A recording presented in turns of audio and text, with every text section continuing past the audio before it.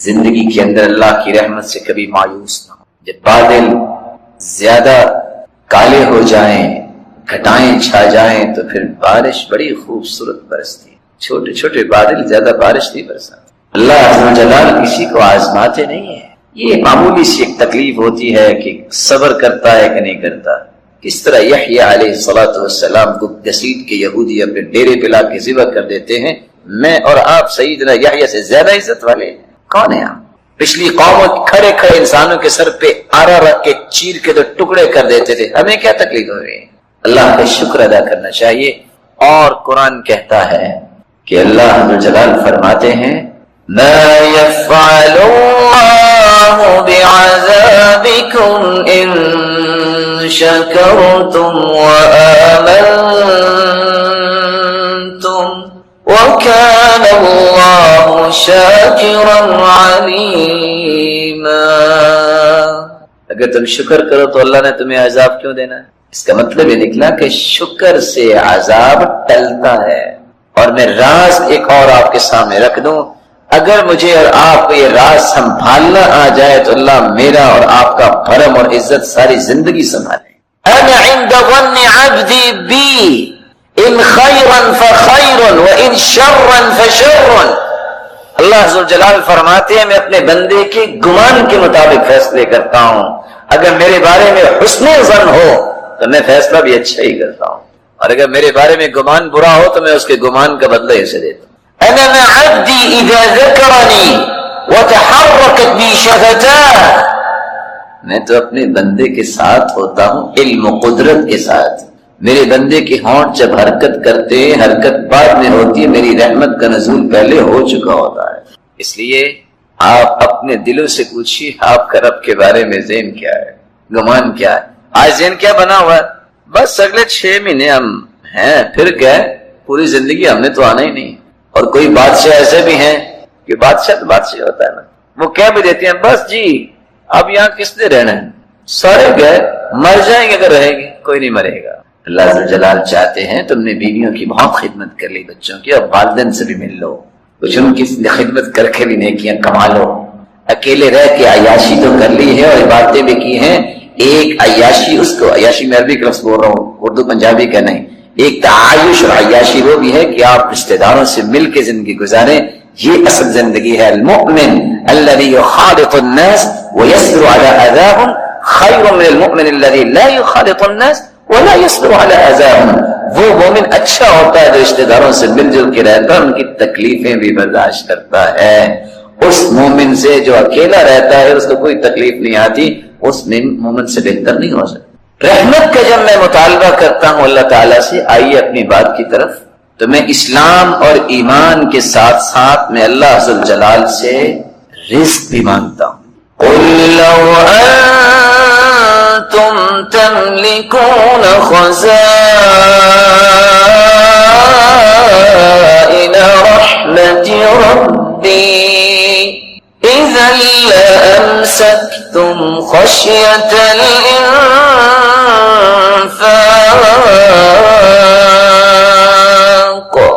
وَكَانَ الْإِنسَانُ قَتُورًا. قُلْ لَوْ أَنْتُمْ تَمْلِكُونَ خَزَائِنَ رَحْمَةِ رَبِّي. میرے پیارے محبوب ان لوگوں سے کہہ دو اگر خزانے رحمت کے رزق کے اللہ آپ کو دے دو نا تو آپ ساری دنیا کو مار دو.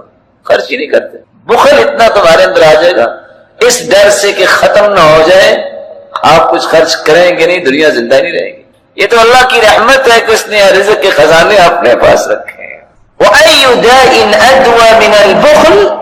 بخل سے بڑھ کے دنیا میں کوئی بیماری اتری نہیں. بخل اتنا آ گیا ہے، صلاحیت کا بخل. کسی بندے کے پاس صلاحیت ہے وہ دین کے لیے خرچ نہیں کرتا. مال کا بخل، مشورے کا بخل، نہ جانے کتنے کتنے زاویے ہیں جس میں ہم بخل کرتے ہیں.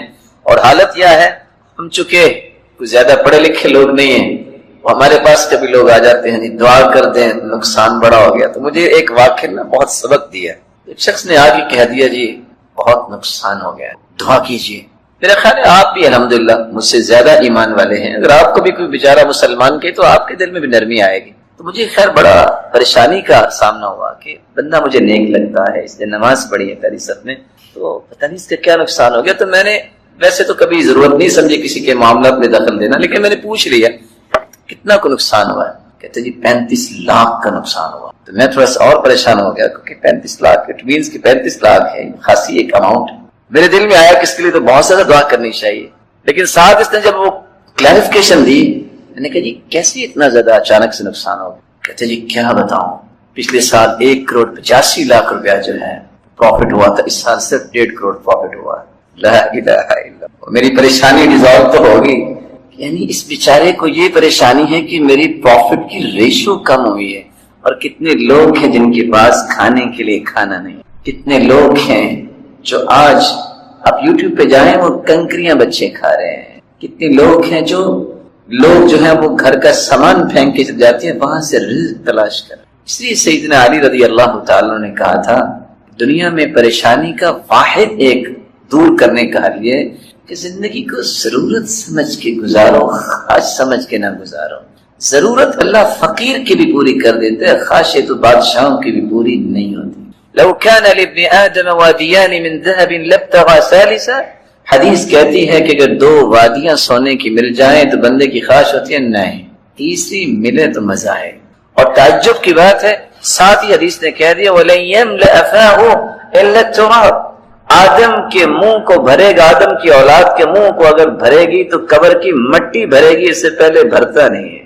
اور آج ڈاکٹرز یہ کہتے ہیں کہ اتفاق سے جب انسان کی ڈیتھ ہو جاتی ہے یہ 22 گرام کی روح، یہ 2.25 تولے بنتے ہیں. روح کو جو آج ڈیفائن کرنا چاہے یورپ نے کہ اس کا وزن کتنا اور کیا ہے، کتنے سالوں کے بعد ہم نے ایک نتیجہ پیش کیا ہے کہ روح جو انسان کے کسی بھی جسم کے کونے خدرے میں چھپی ہوتی ہے اس کا وزن 22 گرام ہوتا ہے.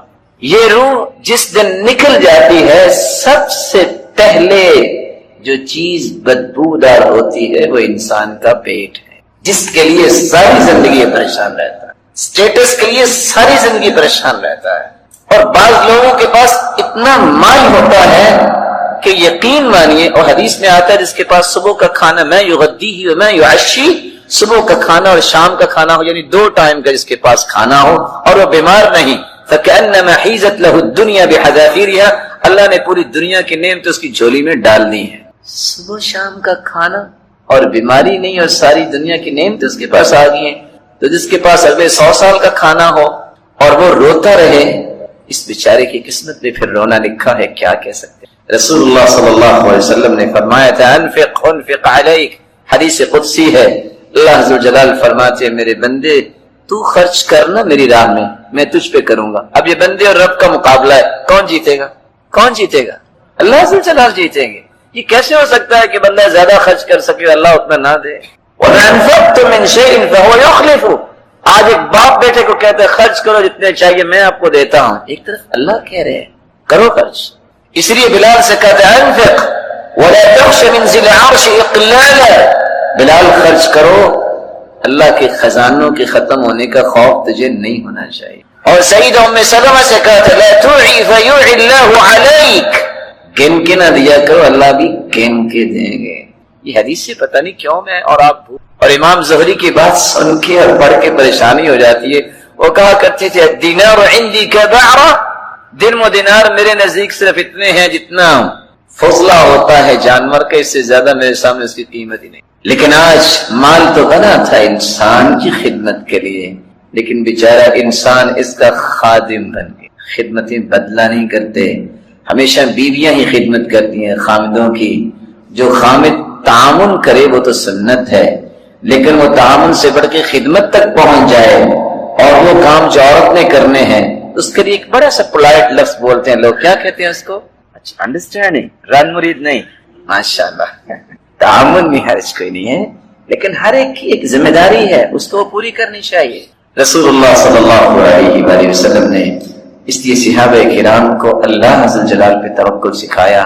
پتہ نہیں یہ قصہ مجھے کتنا پیارا لگتا ہے اور میں بار بار ہی شیئر کرتا ہوں کہ قرآن نے صرف ایک لفظ بول دیا وَكَانَ أَبُوهُمَا صَالِحًا. بندہ نیک تھا، فوت ہو گیا، 2 بچے اس کے 2 بچے ہیں اور خزانہ اس نے دیوار کے نیچے دبایا ہے. میرے رب کو اپنے پیارے بندوں کے فیوچر پلاننگ کا خود سے فیصلہ کرنا ہوتا ہے. کتنی اللہ کو محبت ہے کہ میرے بندے ضائع نہ ہو جائیں. ہم کہتے ہیں بچوں کا پتہ نہیں کیا بنے گا، کیا بنے گا، زیادہ سے زیادہ قبر بنے گی. وہ میری اور آپ کی بھی بننی. 1 ارب نیک لوگ جمع ہو جائیں صحابی نہیں بن سکتا.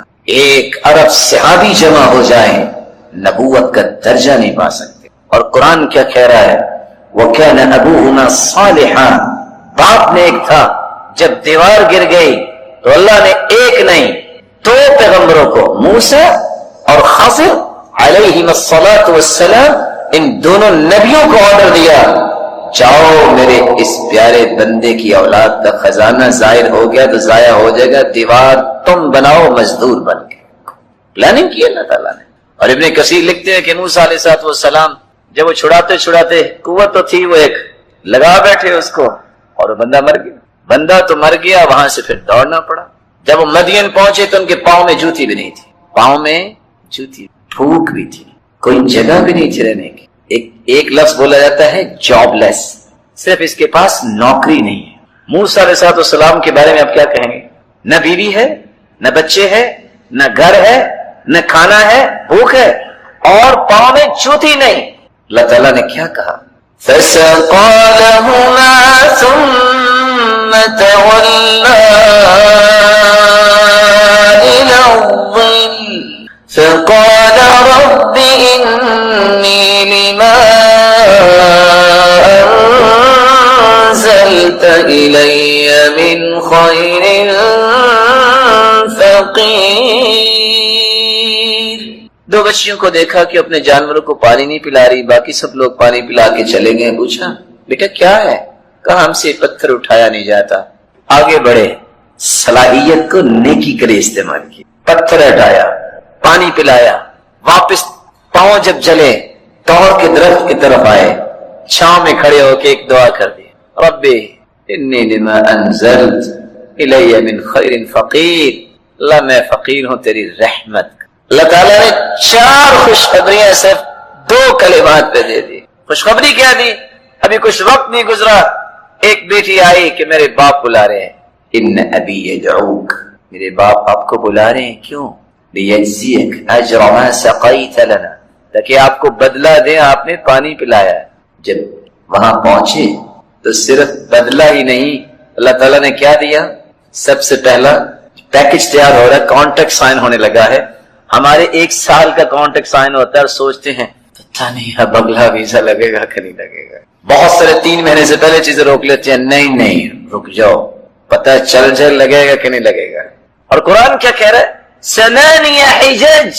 کانٹریکٹ سائن ہو رہا ہے کہ 8 سال تک آپ میرے پاس کام کریں گے، کھانا بھی ملے گا، رہائش بھی ملے گی، اور 8 سال اگر کام کر لیں تو میں اپنی بیٹی کا نکاح بھی دوں. کھانے کا مسئلہ بھی حل، مکان کا مسئلہ بھی حل، 8 سال نوکری پکی ہو گئی، اور ساتھ نبی کی بیٹی اللہ ذوالجلال نے نکاح میں دینے کی ایک خوشخبری سنا دی.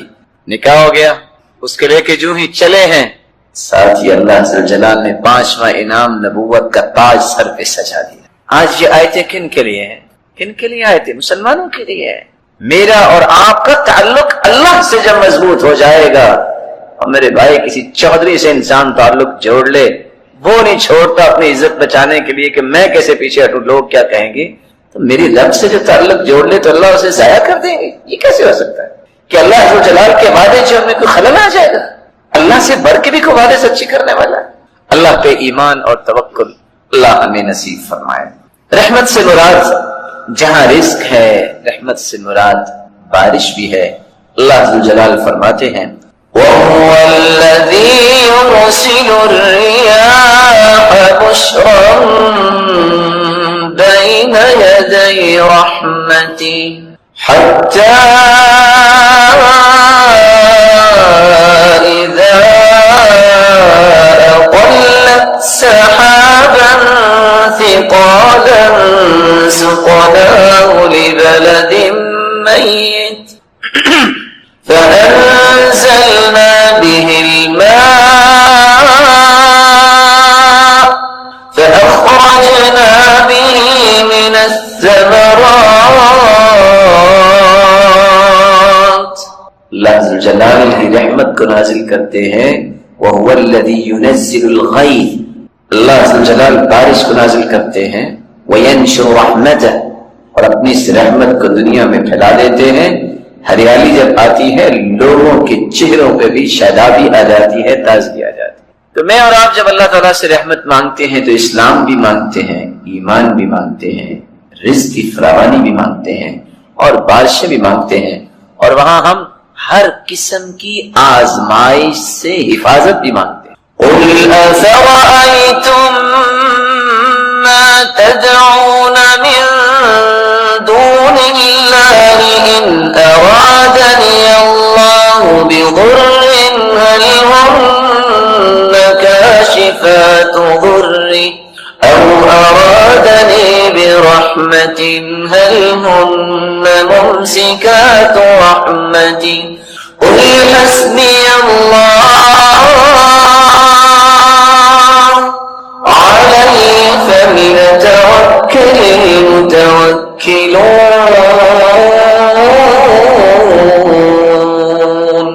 اللہ کے علاوہ جن کو تم پوچھتے ہو بتاؤ اگر مصیبت آ جائے تو وہ ٹال سکتے ہیں، اور اگر اللہ عز و جلال آزمائش سے تمہیں بچانا چاہے تو کوئی تمہیں آزمائش دے سکتا ہے؟ نہیں دے سکتا۔ تو رحمت سے مراد مصیبتوں سے، آزمائشوں سے بچنے کی التجا ہے، اور اللہ مصیبتوں سے بچاتے ہیں۔ رحمت جب ہم طلب کرتے ہیں تو پھر ہم دشمن سے بھی اپنے آپ کو بچانے کی رب سے التجا کرتے ہیں۔ قُلْ مَنْ ذَا الَّذِي يَعْصِمُكُم مِّنَ اللَّهِ إِنْ أَرَادَ بِكُمْ سُوءًا أَوْ أَرَادَ بِكُمْ رَحْمَةً وَلَا يَجِدُونَ لَهُم مِّن دُونِ اللَّهِ وَلِيًّا وَلَا نَصِيرًا۔ اگر اللہ جلال دشمن سے تجھے پریشان کروانا چاہے تو تم بچ سکتے ہو، اور اگر دشمن سے تمہیں بچانا چاہے، دشمن کی ضرورت کیا ہے کہ تمہارا کوئی نقصان کر دے، لیکن یاد رکھنا اللہ کے علاوہ کوئی بھی تمہارا کارساز اور ولی نہیں بن سکتا۔ اس لیے اللہ عز و جلال کی محبت، اللہ عز و جلال سے حسن ظن، اللہ عز و جلال پہ توکل، اس کے ساتھ تعلق جوڑنا اس کو کم نہ کیجیے گا۔ قرآن مجید یہ بیان کرتا ہے کہ رحمت سے مراد صرف دشمنوں سے بچاؤ نہیں، بلکہ رحمت سے مراد اللہ عز و جلال کی محبت بھی ہے۔ اللہ عز و جلال کی وہ خصوصی محبت ہے جس سے انسان کی زندگی میں لذت آتی ہے، اس کو پریشانیاں کبھی پریشان نہیں کرتی، بڑے سکون سے اپنی زندگی گزارتا ہے۔ آپ نے بعض لوگوں کو دیکھا ہوگا ان کے پاس کچھ نہیں ہوتا، لیکن ان کے چہرے پہ اتنی مسکراہٹ ہوتی ہے کہ پریشان لوگ بھی ان سے ملاقات کر کے پریشانی ختم کر بیٹھتے ہیں۔ یہ ان کے دل میں ایک خاص قسم کی اللہ تعالیٰ نے رحمت ڈالی ہوتی ہے۔ اس لیے سفیان ثوری کہا کرتے تھے لو علم الملوک ما فی ایدینا لجادلونا بالسیوف، اگر بادشاہوں کو پتہ چل جائے نا ہمارے دلوں میں سکون کتنا ہے دین کی وجہ سے، تو یہ تلواریں لے کے ہمارے پیچھے دوڑے کہ سکون ہمیں دو، ملے گا پھر بھی ان کو نہیں جب تک یہ عبادت نہیں کرے۔ یہ خاص سکون جو ہے یہ اللہ تعالیٰ کی رحمت ہے۔ اس لیے قرآن مجید میں اللہ عز و جلال فرماتے ہیں وَجَعَلْنَا فِي قُلُوبِ الَّذِينَ اتَّبَعُوهُ رَأْفَةً وَرَحْمَةً، جنہوں نے اتباع کی، جنہوں نے پیروی کی، اللہ کے احکامات مانے، اللہ نے خاص قسم کا سکون ان کے دل میں رکھ دیا ہوتا ہے، خاص قسم کی تسلی، خاص قسم کی خوشی جو ہے اللہ تعالیٰ نے ان کے دل میں رکھی ہوتی ہے، مطمئن رہتے ہیں، ان کو پریشانی ٹینشن ہوتی نہیں ہے۔ یہ زندگی میں آتی ہیں ایسی پریشانیاں لیکن کبھی ان کے دل میں استقرار نہیں پکڑتی۔ امام غزالی کہا کرتے تھے پریشان ہونا یہ تو انسانی فطرت، انبیاء کو بھی پریشانی آئی، لیکن پریشان رہنا یہ بے ایمان ہونے کی نشانی ہے۔ بھلا کیوں؟ پریشانی تو انبیاء کو بھی آئی، پریشان ہونا انسان ہونے کی نشانی ہے۔ جب تک ہم انسان ہیں پریشان ہوں گے، لیکن مستقل پریشان ہے نا یہ بے ایمان ہونے کی نشانی ہے۔ مومن ہو اور اللہ تعالیٰ پہ اس کو یقین ہی نہ ہو، یہ کیسے ہو سکتا ہے؟ اس لیے آج انتحار کرتے ہیں، سوسائڈ کرتے ہیں تو کینیڈین کرتے ہیں، امریکن کرتے ہیں۔ کبھی آپ نے دیکھا کہ کسی عالم ربانی نے بھی خودکشی کی؟ کبھی سنا آپ نے؟ کسی قاری نے بھی کسی حافظ نے بھی کی ہو؟ کیوں بھلا؟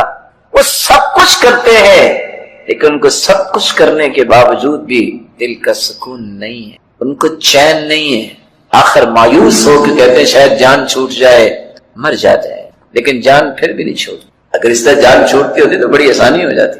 اسی اللہ کے رسول صلی اللہ علیہ وسلم نے قرآن بھی صحابہ کو سمجھایا اور حدیث بھی، اور 3 باتیں زندگی کا پیغام سمجھیے۔ رسول اکرم صلی اللہ علیہ وآلہ وسلم نے صحابہ کرام کو یہ راز دیا تھا، لن يدخل احدکم الجنۃ بعملہ، میرے صحابہ تم میں سے کوئی شخص بھی عمل کی وجہ سے جنت نہیں جائے گا۔ صحابہ کرام نے تعجب کرتے ہوئے سوال کیا، ولا انت یا رسول اللہ، اللہ کے پیارے پیغمبر صلی اللہ علیہ وسلم، کیا آپ بھی عمل کی وجہ سے جنت نہیں جائیں؟ قال ولا انا الا ان يتغمدني الله برحمته الواسعة، میں بھی اپنے عمل کی وجہ سے جنت نہیں جاؤں گا بلکہ اللہ کی رحمت کی وجہ سے جاؤں۔ یہ پیغام اس قدر گہرا پیغام ہے کہ دنیا میں انسان جتنے بھی اعمال بجا لاتا ہے اسے کبھی بھی اپنے اعمال پہ ناز نہیں کرنا چاہیے، کبھی بھی اس کو اپنے عمل پہ گمنڈ اور غرور نہیں ہونا چاہیے۔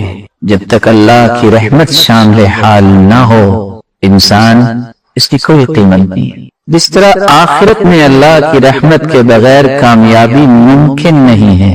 میرے معزز، میرے مکرم، میرے محتشم اور میرے معزز، یاد رکھنا دنیا میں بھی اس کی رحمت کے بغیر انسان کی کوئی قیمت نہیں۔ اس لیے ہر وقت اسی کی پناہ تلاش کرنا، ہر وقت اسی پر ہی توکل کرنا، اسی پر ہی اعتماد اور بھروسہ کرنا، یہ وہ سب سے آسان راستہ ہے جس سے آپ زندگی کی ہر مصیبت سے اپنے آپ کو محفوظ کر سکتے ہیں، کور کر سکتے۔ سلف صالحین اور ہمارے درمیان یہی تو ایک فرق ہے۔ سلف صالحین کا اعتماد ہوتا تھا اللہ پر، گمان ہوتا تھا اللہ پر، وہ مان رکھتے تھے اللہ پر، نہ اللہ ان کا اعتماد توڑتے، نہ ان کا گمان توڑتے اور نہ ہی ان کا مان توڑتے۔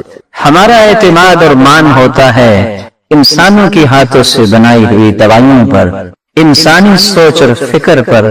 یہ انسانی ناقص ہے، اس پہ کیا گیا اعتماد کیسے ناقص نہیں ہوگا؟ اس لیے آج کی اس نظم میں ہم صرف 2 باتیں ہی سمجھنے کی کوشش کریں گے، ایک اللہ ذوالجلال کی پناہ لینا اور ایک اللہ ذوالجلال کے نام سے ہر کام کو شروع کرنا۔ یہ انسانی زندگی کی حفاظت اور انسانی زندگی کی تمام برکتوں کو انسان کے دامن میں جمع کر دے۔ رسول اکرم صلی اللہ علیہ وآلہ وسلم نے، آپ پوری سیرت کا مطالعہ کیجئے، زندگی میں ایک مرتبہ بھی آپ نے کسی انسان کو اللہ کے سوا کسی کے ساتھ نہیں جوڑا۔ ہمارے سامنے تو کوئی بات آ جائے نا تو ہمارا پہلا قدم یہ ہوتا ہے تو آپ یہ تعویذ لے لیں، آپ یہ چھلا پہن لیں، آپ یہ دھاگا باندھ لیں۔ رسول اللہ صلی اللہ علیہ وسلم نے جو دین پیش کیا ہے، جب بھی کوئی مشکل آئی ہے کسی صحابی پہ تو رہنمائی کیا دی ہے؟ اس رب کی طرف رجوع کرو، اس رب کی ضمانت اور امانت کو طلب کرو جس کو رب نے ضمانت دے دی۔ جو اللہ کی امانت میں چلا گیا، اللہ ذوالجلال کی امانت اور ضمانت میں جانے والا کبھی بھی نقصان نہیں اٹھائے گا، اس کی حفاظت بھی پھر اللہ ہی کرتے ہیں۔ آج بڑے سے بڑے معاملات ہو جاتے ہیں، کوئی بڑا آدمی کسی کی ضمانت دے دے، کوئی اس کی طرف دیکھتا ہے؟ میرے پیارے اور محترم، جس کی ضمانت اللہ ذوالجلال کے پاس چلی جائے اس کو نقصان پہنچ سکتا۔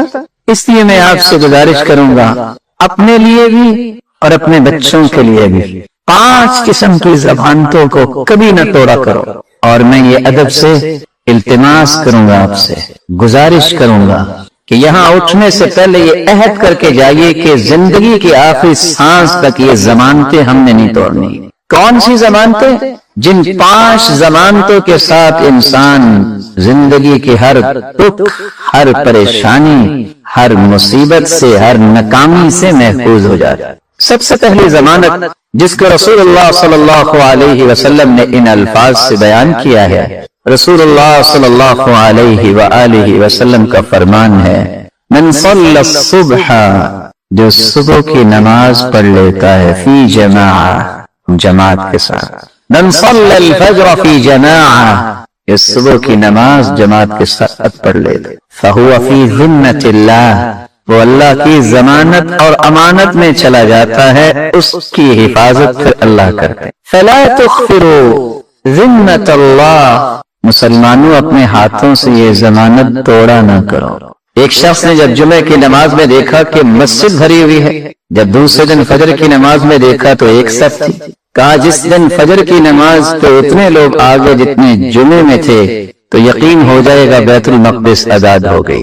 1.5 ارب لوگ مسلمان ہونے کا دعویٰ کرنے والے دنیا میں موجود ہیں، لیکن کوئی کہہ سکتا ہے کہ 50 کروڑ نمازی ہیں؟ اللہ عز و جلال کی عبادت ہی تو ہماری زندگی کا اصل مقصود و مطلوب تھا۔ اگر انسان کو اپنے مطلوب و مقصود کا ہی پتہ نہیں ہے، زندگی کے مقاصد کا ادراک نہیں ہے، وہ دنیا جہان کی کامیابیوں کو چیلنج کرتا پھرے، اللہ کے ہاں تو اس کی کوئی قیمت نہیں۔ اور یہی وہ فرق ہے جو ہم سمجھنے سے قاصر رہے، جو صحابہ کو سمجھ آ گیا۔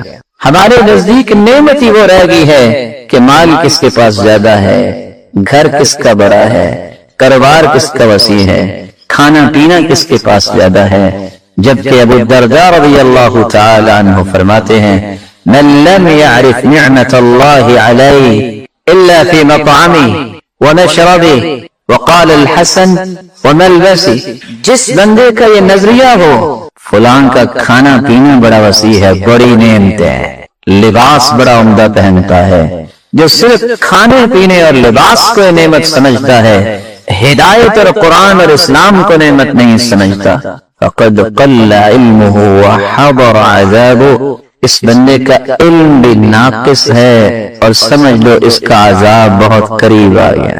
یہ صحابہ کی فہم تھی۔ اسی اللہ عز و جلال کی پناہ لینا، اپنے آپ کو اللہ کے حوالے کر دینا، یہ وہ کامیابی کا آسان ترین راستہ ہے جس سے آپ کو بہت سارے لمبے سفر نہیں کرنے پڑیں گے، بلکہ دوسرے الفاظ میں مخلوق کے سامنے دھکے نہیں کھانے پڑیں گے۔ جس شخص کو اللہ نے توحید کی نعمت سے نوازا ہے اس سے بڑا کوئی خوش نصیب نہیں۔ توحید اور منہج صحیح نہ ہو وہ در در کی ٹھوکریں کھاتا ہے لیکن چین اسے نصیب نہیں ہوتا۔ رسول اللہ صلی اللہ علیہ وسلم نے اس لیے پہلی ضمانت یہ دی ہے صبح کی نماز با جماعت پڑھنے کی عادت بنا۔ صبح کی نماز با جماعت پڑھنے والا کتنا خوش نصیب ہے، اور پھر اللہ اسے توفیق دے دے وہ عصر کی نماز بھی با جماعت پڑھے۔ یہ دو ہی نمازیں ہیں جہاں فرشتوں کی ڈیوٹیاں چینج ہوتی ہیں۔ اللہ تعالیٰ فرشتوں کو بھیجتے ہیں اور جب فرشتے واپس جاتے ہیں تو اللہ مالک الملک سوال کرتے ہیں من این اقبلتم، کہاں سے آئے؟ وہو اعلم بہم، اللہ تو جانتا ہے کہ بھجوایا تو اللہ نے۔ من عند عباد لک فی الارض، اللہ تیرے بندوں کے پاس سے آئے۔ اچھا کیا کر رہے تھے وہ؟ فرشتوں کا جواب کتنا خوبصورت ہے، کاش یہ جواب میرے اور آپ کے لیے بھی فرشتے دیں۔ اے اللہ اتیناہم وہم یصلون وترکناہم وہم یصلون، گئے تھے تب بھی وہ نماز ہی پڑھ رہے تھے، جب آئے ہیں تو تب بھی نماز ہی پڑھ رہے تھے۔ یہ وہ گواہی ہے جس کے بارے میں فرشتے گواہی دے دیں، دنیا کی کسی گواہی کی کسی کو ضرورت نہیں۔ فرشتے گواہ اور کھربوں فرشتے گواہ جس کے بن جائیں، مالک الملک اسے اپنے انعامات اور جنت سے محروم کیسے کرے؟ من صلی البردین دخل الجنہ، دوسری روایت کے الفاظ ہیں کہ صبح اور عصر کی نماز با جماعت پڑھ لیتا ہے خوش ہو جائے یہ جنتی۔ دوسری ضمانت جو اللہ عز و جلال نے عطا کی ہے اس قدر خوبصورت ضمانت ہے، یہ اپنے بچوں کو سکھائیے، ہر نماز کے بعد صبح و شام یہ معمول بنائیں۔ اگر آپ سچی محبت کرتے ہیں اپنی اولاد سے تو یہ 5 ضمانتیں آج سونے سے پہلے ان کو بتا کے سوئیے۔ اصل وفا اولاد سے یہ ہے، ہم سوچتے ہیں کہ ہمارے مرنے کے بعد وہ کیا کریں گے، آپ یہ کیوں نہیں سوچتے کہ قیامت کے دن وہ کہاں ہوں گے، ہم کہاں ہوں گے؟ پہلے وہ سوچئے۔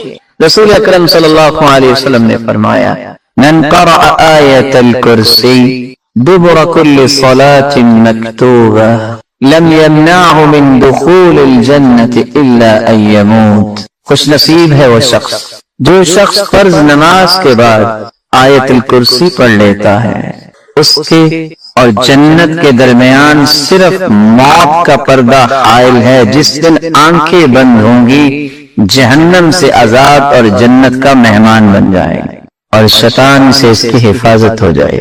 رسول اکرم صلی اللہ علیہ وسلم نے فرمایا جب وہ سیدنا ابو ہریرہ رضی اللہ تعالی عنہ وہ دیکھتے ہیں کہ ایک شخص جو ہے اناج بھر رہا ہے تم نے پکڑ لیا اور وہ شیطانی تھی. ایک دن 2 دن 3 دن کہتا ہے آج چھوڑ دو کل نہیں آؤں گا. پھر دوسرے دن آ گیا, پھر تیسرے دن آ گیا. کہا اچھا میں آپ کو ایک بات بتا دیتا ہوں, تم رات کو آیت الکرسی پڑھ لینا, میں صبح تک تیرے قریب نہیں آؤں. اللہ کے رسول نے فرمایا صدقک وہو کذوب, دنیا جہان کا جھوٹا ہے شیطان لیکن یہ بات سچ بول گیا. آیت الکرسی اس قدر عظیم نعمت ہے, اس میں اعظم ہے اور اس میں اعظم کے ساتھ دعا کی گئی, کبھی اللہ رد کرتے ہی نہیں. اپنے بچوں کو اپنے پاس بٹھا کے صبح شام ان سے آیت الکرسی سنو, چھوڑ دو ان باتوں کو کہ بچے پڑھ لیں گے. اب بچوں کے پاس ملہیات بہت ہیں, آپ 2 منٹ ذرا اپنی توجہ ہٹا کے دیکھیں وہ کہاں سے کہاں پہنچ چکے ہوتے ہیں, تخیلات میں بھی, تفکرات میں بھی, اور فزیکلی بھی واقعتاً کہاں سے کہاں چلے گا. ان سے محبت کیجئے, ان سے وفا کیجئے, ان کو نعمت بنائیے. یہ کب بنیں گے نعمت؟ جب ان کے بارے میں سوچ بنیں گی کہ اللہ دنیا میں بھی ہمارے کھلونے ہیں تو جنت میں بھی ہمارے ساتھ رکھنا انہیں. رسول اللہ صلی اللہ علیہ وآلہ وسلم نے ایک تیسری ضمانت عطا کی ہے, من قال حین یصبح وحین یمسی, جو صبح اور شام یہ دعا پڑھ لیتا ہے, بسم اللہ الذي لا يضر مع اسمه شيء في الارض ولا في السماء وهو السميع العليم, 3 مرتبہ صبح پڑھ لے اور 3 مرتبہ شام کو پڑھ لے. رسول اکرم صلی اللہ علیہ وسلم کا فرمان ہے ثم لم يصبه فجأة بلاء, کبھی اس کو کوئی اچانک مصیبت نہیں آئے گی. یہ اس ہستی نے فرما دیا ہے جس کی زبان پہ اللہ جلال حق کو جاری فرمایا کرتے تھے. اپنے آپ کو بھی اس دعا کے پابند بنائیے, اپنے بچوں کو بھی یہ دعا سکھائیے. رسول اللہ صلی اللہ علیہ وآلہ وسلم نے گویا کہ اس حدیث کے اندر جتنی بھی اچانک بلائیں انسان کو چمٹتی ہیں ان سے بچاؤ کا ایک آسان راستہ دے دیا. بسم اللہ الذی لا یضر مع اسمہ شیء فی الارض ولا فی السماء وهو السمیع العلیم. چوتھی ضمانت یہ ہے, گھر میں تو کوئی بچہ نہیں بیٹھا رہتا, آپ بھی گھر میں نہیں بیٹھتے ہوں گے, بھلے حکومت بیچاری کوشش کرے کہ احتیاط کرو, انتظامیہ بھلے کوشش کرے کہ فاصلہ رکھو, کون مانتا ہے؟ کچھ ویسے کہتے ہیں کہ ہم نے بات نہیں ماننی, کچھ کہتے ہوگا کیا, اور کچھ کہتے ہیں کہ ہوگا یا نہیں ہوگا یہ تو اللہ کو پتا ہے, لیکن ہمیں اللہ پہ کوئی یقین اور اعتماد بھی ہونا چاہیے. وَلِكُلٍّ وَجْهَةٌ, ہر ایک اپنا اپنا ایک نظریہ.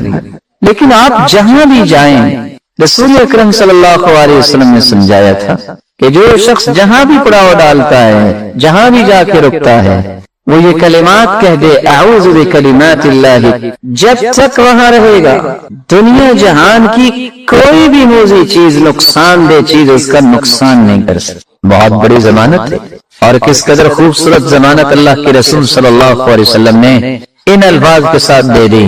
فرمایا کہ جو شخص یہ کام کر لیتا ہے صبح یا شام یقین کر کے یہ دعا پڑھ لیتا ہے, اللہم انت ربی لا الہ الا انت, اور مجھے امید ہے کہ آپ سب بھائیوں کے دعا یاد ہوگی.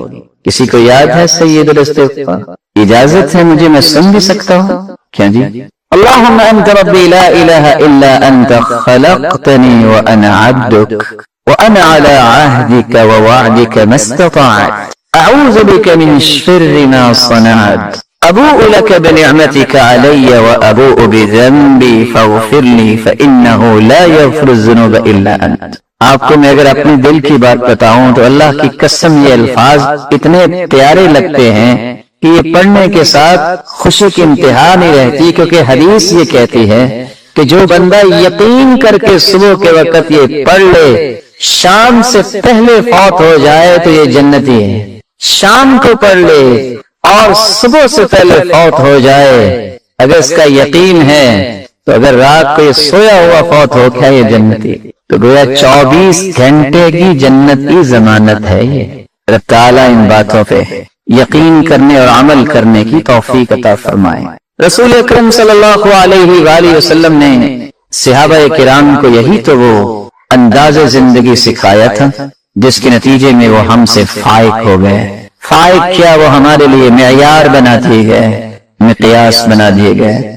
آج کسی کو معمولی سی تکلیف ہوتی ہے، کسی کو پریشانی ہوتی ہے، تو اپنی پریشانی اور تکلیف کا مداوع کرنے کے لیے اسے حلال و حرام کی تمیز ختم ہو جاتی۔ اس لیے اللہ تعالیٰ سے یہ دعا مانگنی چاہیے، یا اللہ ہم بہت کمزور ہیں، ایسا کوئی فتنہ ہماری طرف نہ آئے کہ ہم اس فتنے کو برداشت نہ کر سکیں اور دین اسلام کا راستہ چھوڑ دیں۔ رسول اکرم صلی اللہ علیہ وآلہ وسلم نے صحابہ کرام کو یہ ادب سکھایا کہ پہلے یقین کرو کہ کوئی تکلیف آئے گی نا تو اللہ کی طرف سے آئے، لیکن اس کے سبب الگ ہوں۔ کبھی تکلیف آئے گی تمہارے اپنے کرتوتوں کی وجہ سے، وما اصابکم من مصیبت فبما کسبت ایدیکم، تمہارے ہاتھوں کی کمائی۔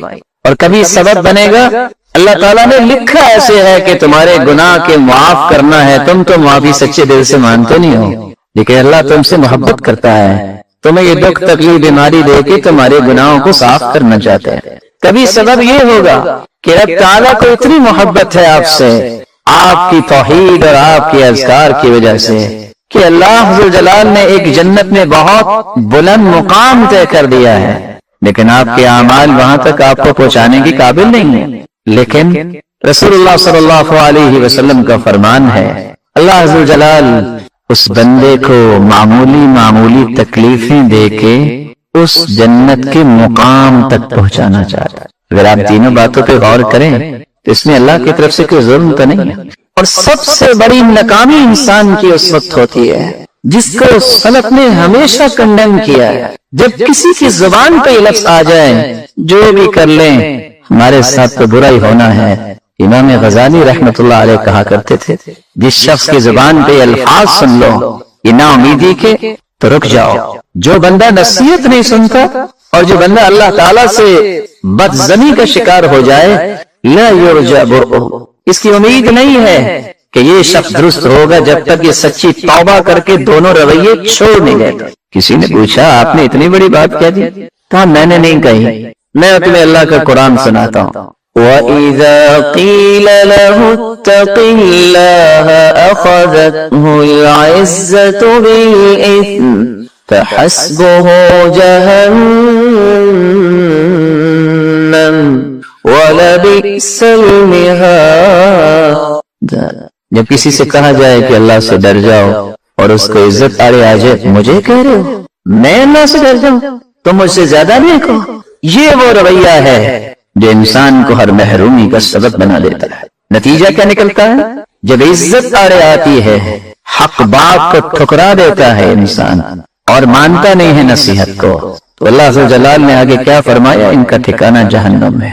اس لیے سلف صالحین میں سے دور نہ جائیے۔ شیخ ابن باز رحمت اللہ علیہ یہ بڑے نزدیک کے ہیں۔ ایک شخص نے اتنا کہہ دیا اللہ سے ڈر جاؤ، وہ رونے لگ گئے، کہتے ہیں دعا کرو اللہ مجھے ڈرنے کی توفیق۔